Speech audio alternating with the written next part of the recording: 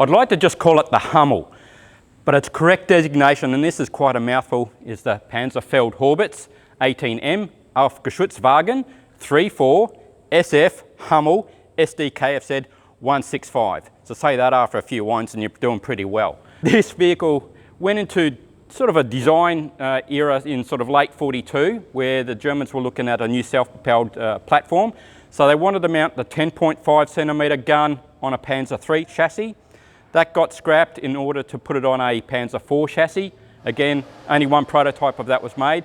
And then they wanted to mount this gun here, so the SFH-18 15 centimetre gun on a modified Panzer IV chassis with some Panzer III items in there as well. The chassis was pretty much what I believe was based on a Panzer IV-G chassis, but we've got Panzer III drive sprocket, drivetrain and steering in this, and the rest of the running gear as we look at it is Panzer IV. We also have, and this is probably quite rare in probably most museums, is the Winterketten track. So this is a wider track, so we go from our 38 centimetre track and we now protrude outside of the hull. And this gives us a lot more mobility, lower ground pressure when we're going through snow and ice as well. With this being a self-propelled artillery piece, it was made basically to keep up with the tanks. It wasn't a fast vehicle, so we're talking about 42 kilometres an hour using that same Maybach HL120 TRM engine, so the V12. We're carrying in the vicinity of about 600 litres, and those fuel tanks are in the back underneath the floor plates. So we can get roughly 215 kilometres distance driving on road with this one. And we can see an exhaust pipe that comes out, and this is on both sides. The earlier model had the exhaust, as per most Panzer IVs, sitting right here. The only problem with this one is if the vehicle was running, it allowed gases to enter into the back of the cabin. So this is an aiming post. We would have 3 of these that would slot in here. When they'd want to go into action, they'd grab one of these posts off, they'd put it behind the vehicle on a known bearing.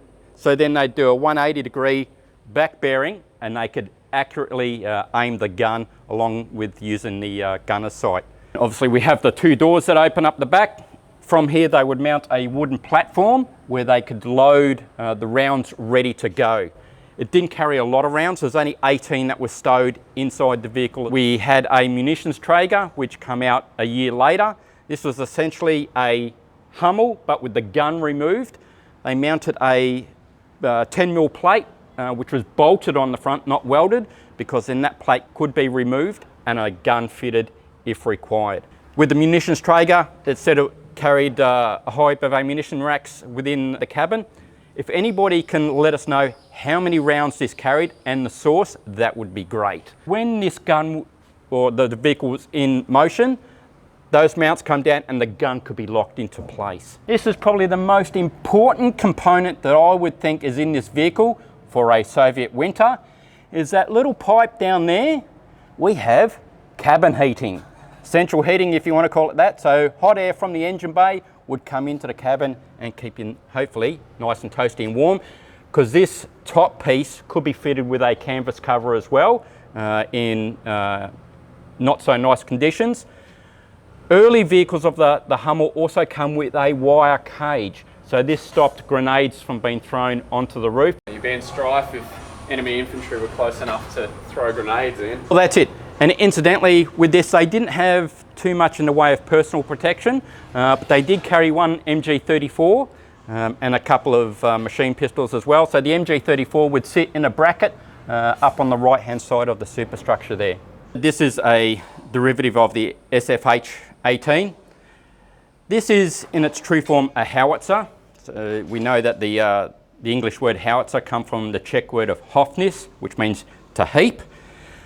This one can come up to about 42 degrees in elevation and has a 30-degree arc that it can fire on as well. This can fire a HE round, which incidentally weighs about 43.5 kilos, so it's quite heavy. Has an effective range of 11.2 kilometres on using charge number 7. There was an extra range of about 13,250 if we use charge number 8.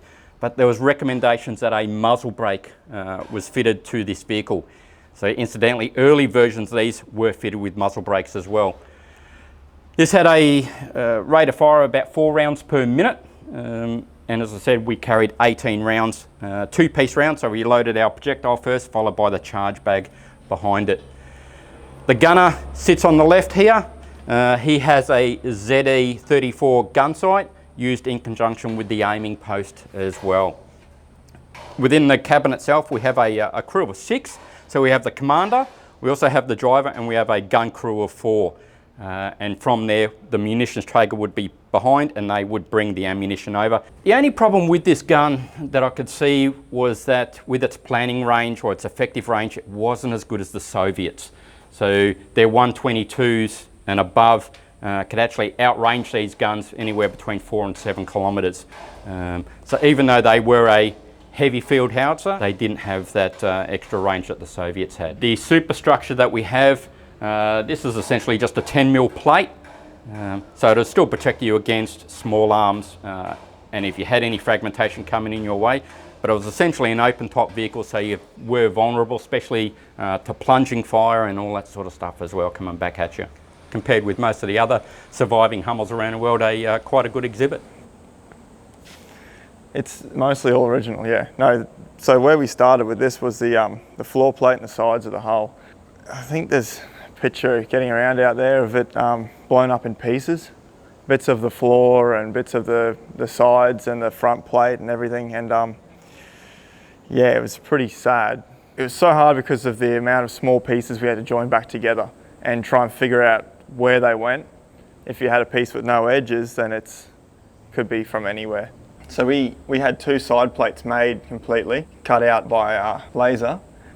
So we sat it on top of the mild steel plate and traced it, cut it out, and then added them in. Biggest pieces we had were no bigger than, say, 1/2 metre square or so, you know, all in triangles and different little pieces. And Was it all bent? it was all bent, yeah. There wasn't one straight piece, so we had to straighten everything as well. And then to go and cut a plate apart like that, take all of its strength out of it and put something else in and try and keep that plate straight is, yeah, it's very tricky. It was some of the worst plate I've ever welded too. It was just horrible. Some patches wouldn't weld at all, just wouldn't take. It was just refusing the rods altogether. And then some bits were just like normal. We got most of the hull done and then we started doing stuff like swing arms and suspension. So the vehicle's got no engine. It's got leaf spring suspension, just like a Panzer IV would, and they all work. But we had to make some of the swing arms because we didn't have enough.